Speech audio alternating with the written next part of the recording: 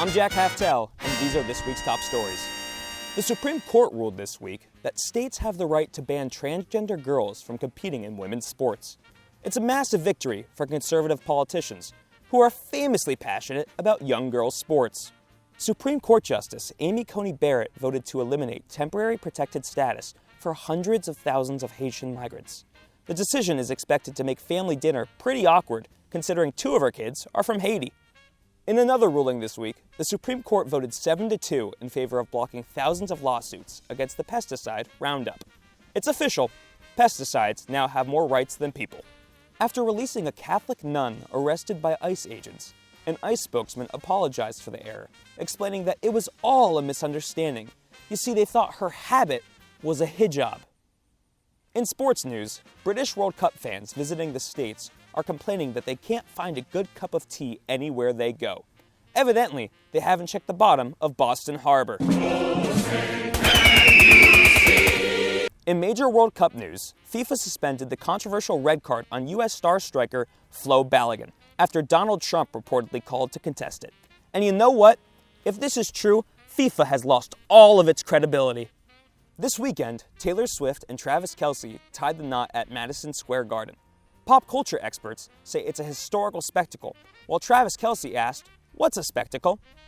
To any Taylor Swift fans watching this, that was a joke. I love Travis Kelce. Please don't cancel me.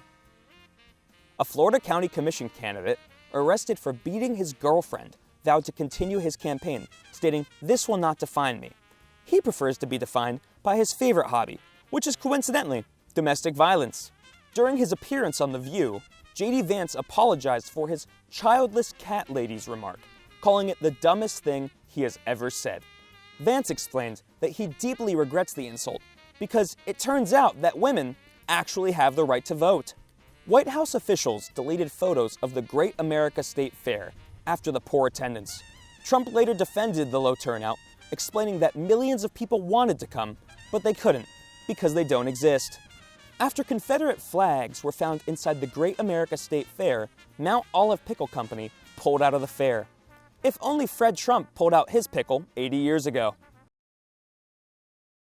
This weekend, President Trump refused to cancel his Independence Day speech during a thunderstorm, noting that if soldiers could storm Normandy, he could face bad weather. Supporters say it was a very brave act from the president, considering that the only island he's ever stormed was Jeffrey Epstein's.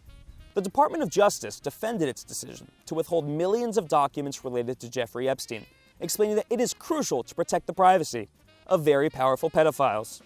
On Saturday, it was announced that the parasitic outbreak causing explosive diarrhea has now spread to 18 states. And I mean, who could have seen this coming? No, seriously, who could have seen this coming?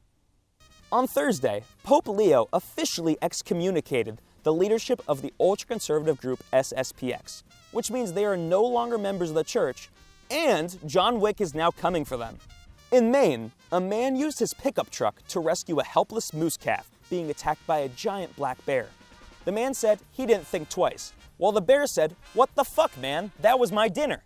Finally, a new federal proposal would allow firearms to be shipped directly to homes, netting millions for an online gun retailer backed by none other than Donald Trump Jr. While critics call it a blatant conflict of interest, Trump Jr. swears he feels absolutely no conflict supporting his interests. For Summer Weekly Update, I'm Jack Haftel. Goodbye.